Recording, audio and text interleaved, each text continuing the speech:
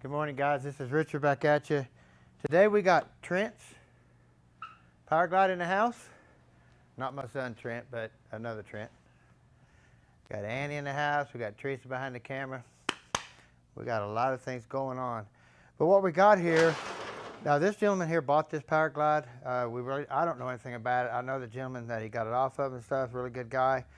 But we're going to take it apart and just kind of see what he got and freshen it up for him for the New Year. So let's get this whole thing apart. Looks like we got a little bit of silicone here. I think this cover got cracked, and A little bit. but she brought me another metal cover. A metal cover will work. They make a billet cover, but a metal cover will work fine. But you need to put some washers on it that really cover a big area. Kind of, you know, some big wide washers, not something like that. Actually, this one here's got a small washer under a bigger washer, so it makes it even worse. See, they had it like that. So you want to at least put the wide one out. That way it gives it more surface area to cover and keep it from breaking his fingers off right here. So we'll actually even get bigger washers. They'll hang off. So pretty simple. Let's get over here and check our band adjustment. I kind of like to see what things are set at before I take it apart. So this is our band. What I'm going to do is just check and see how many turns it goes in. 1, 2, 3, about 4 turns, which is okay. Well, depending on if it's a new band or used band, usually about 3.5 on a used band. New band, you can probably get away with 4, but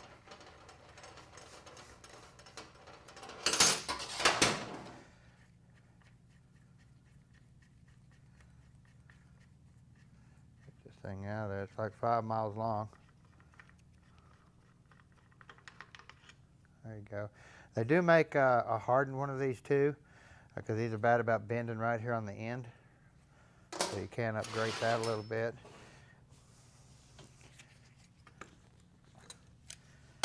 We have our trans brake solenoid here.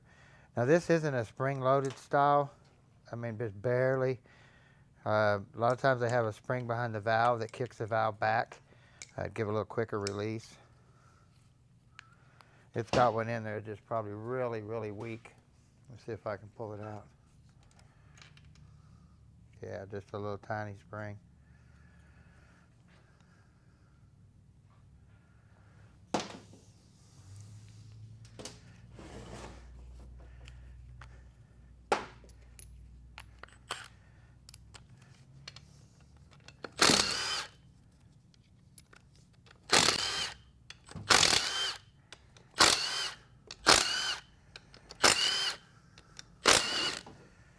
Of course, we have an ultra bell.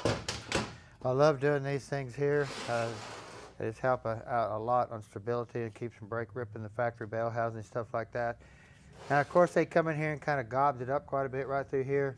Doesn't hurt the bell housing or anything. They tried to make it fit an LS motor. The original ones that have an LS, it'll have a spot cut out right through here like this with a machine, and it looks really nice, but that's all they did is just kind of do a, you could say a chop job. A little bit on it, but it worked. You got it done. Don't have to be pretty sometimes to work, right? No.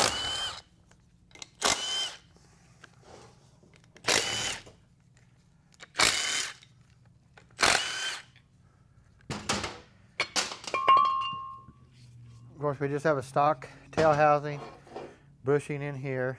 Bushing's actually wore plumb out. If you can see that in there, Yeah, you can barely see the little nubs in it. Put a new bushing seal in there. Now the way this output shaft here looks, it looks to be an aftermarket style shaft. There's no place for a speedometer gear or anything like that to lock onto. So I'm not sure what Planetary system's in there, but we're going to find out.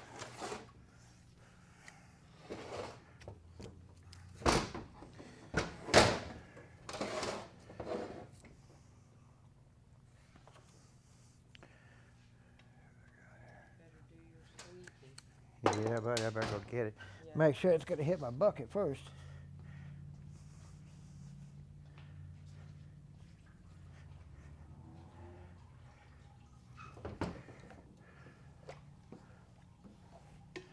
Squeegees are still going strong, guys. We've had them sent to us probably way over a year ago, huh, Teresa?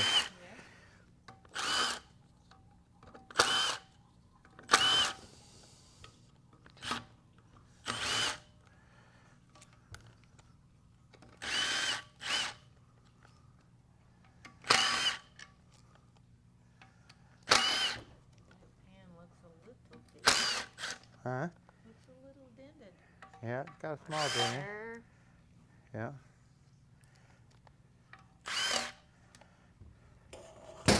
Still got the spacers on the bolts for the shifter. See these spacers right there? See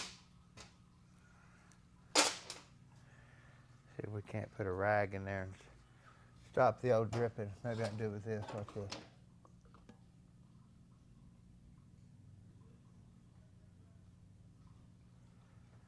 That didn't work.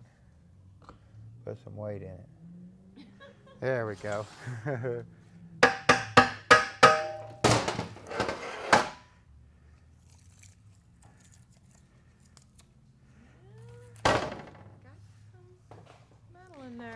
a little trash in there. See really down here on the edge, under the ledge down there. See all that metal? There's that where. Like I say, even though when you build a race car tranny and you put it in, you take it to the track, everything's brand new.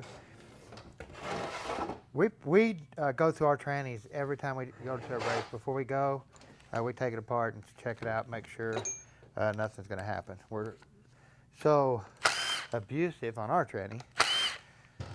But anytime you build a new tranny, you run it for a weekend, you need to drop the pan, clean all the trash out of it. Tranny's going to have some braking material, stuff like that. Get it out of there. That way it's just not cycling it through the filter. Ugh. Look how much is on that filter. Look at that filter. Yeah. Servicing a tranny makes a ton of difference. Looks like these bolts are the wrong bolts. They're barely sticking through there. Barely sticking out of there. Uh-huh. Have to see if I can find some bolts for that. We have our filter gasket, of course. Now on these here, there will be 2 gaskets when you run this deep pan and spacer. Should be one under there and one on the top.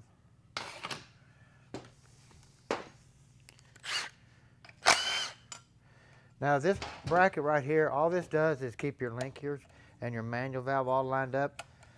You can see it runs this little trail right here. That's all that does. When this is off, this linkage right here can slide back and forth like that, and a lot of times it'll come out of this right here. I mean, it'll make me a liar today, but it will come out of there. We got our detent spring here. See if I can get that to come out of there when I get that off there. No, it's hitting the case right here. But a lot of times, let me tell you, it'll come out right there real easy. So.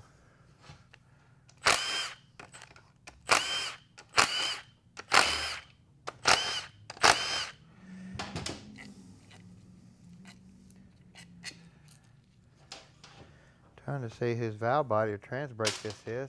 See if there's a name on the other side.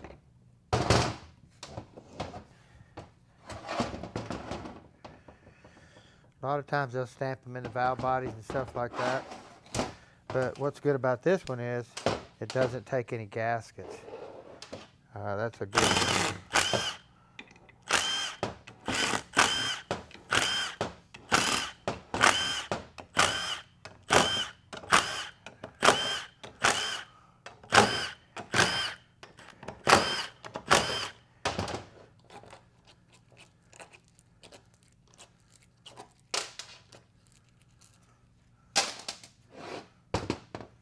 Did I get it all? That's what's nice about these. There's no gasket to tear, rip, or anything like that. Where a lot of trans brake valve bodies have gaskets on them, you take them apart, they rip, you got to call the company. If you can find the identification mark on the valve body or something to be able to call the company to identify whose valve body it is, because a lot of times they don't even put a marking on them, and then you're in trouble. That's got a lot of stuff on there. Yeah. So, but basically you can just clean all the metal up out of these. Make sure it's flat filed good. You got your pressure regulator valve here. You want to make sure this rattles through here. Clean it up really good. Put it back together. There's no check balls or anything to fall out. Pretty much just put it back together. Now you do have 2 alignment bolts. You'll start first. Slug them down. That way it lines everything up. So you want to make sure you do that.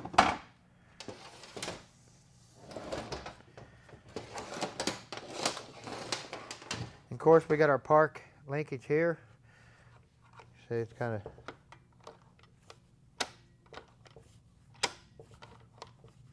of jicky, but it's a Powerglide. You got to remember that. They were just learning how to build trannies back in the day, and they built one of the baddest trannies on the planet when they designed the Powerglide. That's what's crazy, you know what? The trannies, I don't even know when they started building these, back in the '60s, I'm sure, and they're the strongest racing transmissions in the world just about now, still, and still going strong. So pretty neat. Yeah. You can see here we have our band anchors. There's one right here. I don't know if I can get it out. And there's another one right here. Get this off there.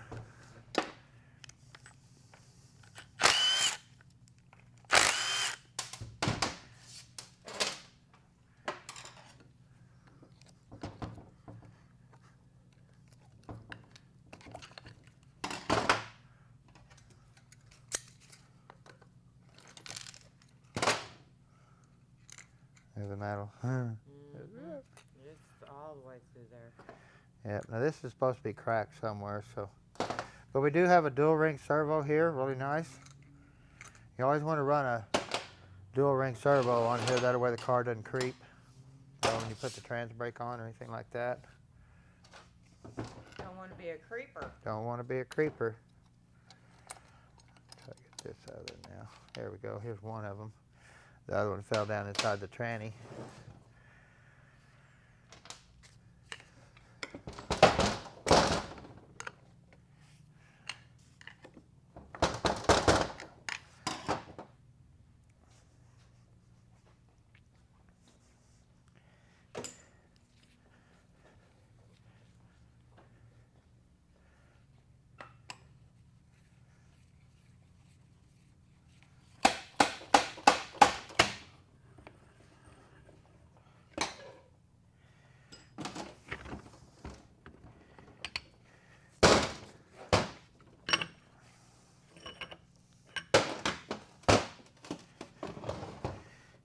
Okay. Now we do have it's an aftermarket shaft. It's got a turbo spline here instead of a core spline for a Powerglide. Now you can see here we have a sealing ring that's already blown. You can see that sealing ring right there blown. Yeah. Looks like it's got a lot of rust in it for some reason. You can see that one there is blown completely. So and these are high pressure rings, so something's going on there to blow it. Now you can see here we have a roller bearing instead of a thrust washer on the pump. A lot of times it's just a thrust washer.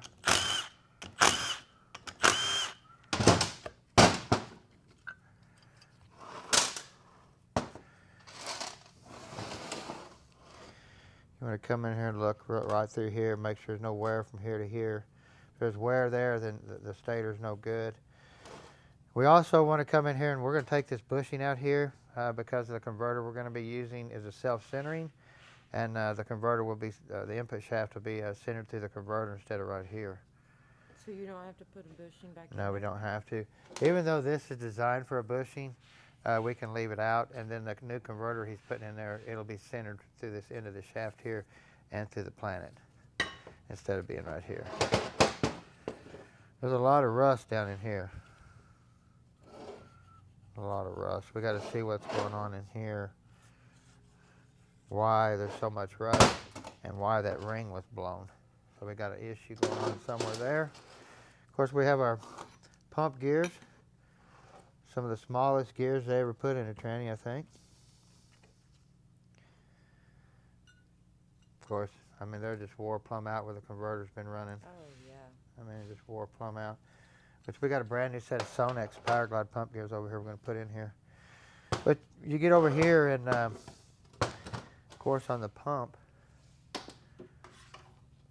this gear, anytime we put a trans brake in here, it maxes your pump pressure out to about 200 pounds. So it tries to shove this pump gear this direction.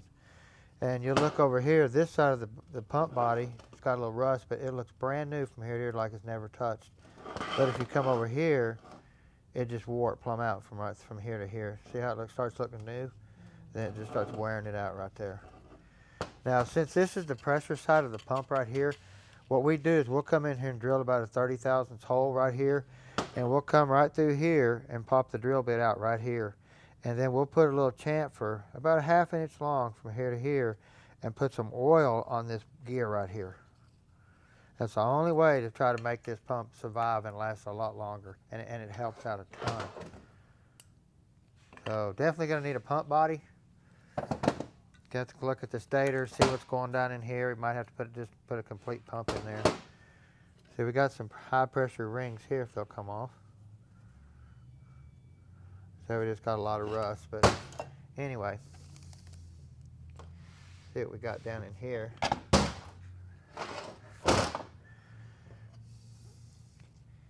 We have our band here. Looks pretty decent. I'm going to have to get my glasses on, and you always want to look at the tips, because that's where they'll wear. Yeah, It'll go to metal right here at the tip, and next thing you know, it starts cutting into the drum here. It's starting to kind of come up right there. Right there. Yeah. Which we got another band sitting over there just waiting for this jewel.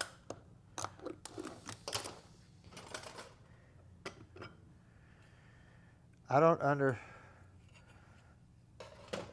mean, this is an aftermarket gear, but man, it looks like it's been hot. I gotta put my glasses on. Something ain't cool here. Definitely got a lot of. Oh, okay. Let's get in here too. Let's quick go down in here a little further, see what we got.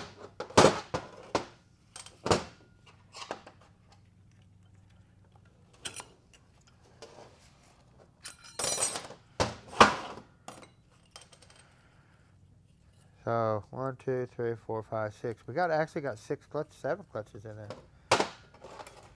Didn't see that over. Teresa had to point it out to me. But you can see how that went. They could have had it like that. You know, they can put all the way up to 10 in here if you get the right thickness clutches and steels. So we have some really thin clutches and steels over here. We'll see if we can get a little bit more in this drum when we stack it back. We got our billet hub here. Factory hubs is pop metal. It'll strip real easy in the center, so you always have to go to an aftermarket hub. If you're doing a 10 clutch, the hub's about that thick. Actually, I'll grab one and show you real quick.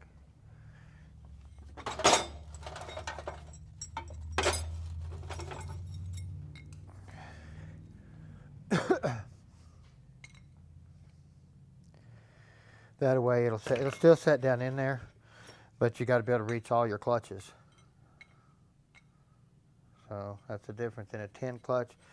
You see the splines are the same. Now they do make a big shaft too, with this hub, the shaft is bigger in here. So you got to be careful there. They make all kinds of stuff for a Powerglide, let me tell you. Say you want to 80 grit your drum up really good where it grabs good on the band. I mean, the drum's gone too. You can see a big old rut right there. That sealing ring's running.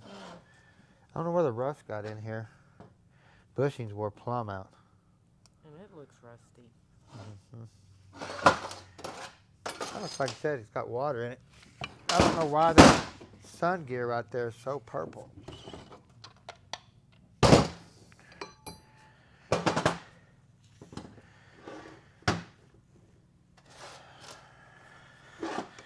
Like I said, this is somebody's aftermarket Planetary, it looks like. I don't know what the gear ratio is or anything.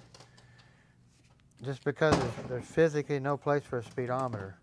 So that tells me there that's an aftermarket hardened shaft. But it's got side cut gears, they're not straight cut. They almost look damaged. Yeah, we're going to have to look at them really good and see what this looks like on the inside. But you have a little bearing that sits down here like that. Kind of sets on that sun gear like that. And that doesn't look good either, that sun. No, this gear's been just hot, like it's run out of oil or something. And hot. And like I say, trying to find this gear, we're gonna have to see if we can find a See, look, planet. some of this stuff is flattened. Mm-hmm. Yeah, and that's the way that looks. Some of those gears too. Yeah. Sorry, guys, but you guys are dealing stuff in the video. Were you looking at the table or the floor?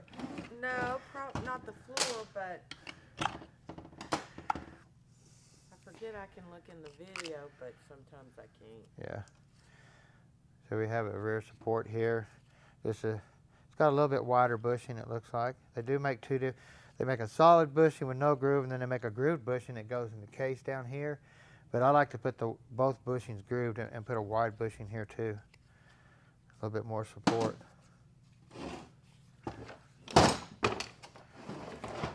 Of course, we have our clutch down here.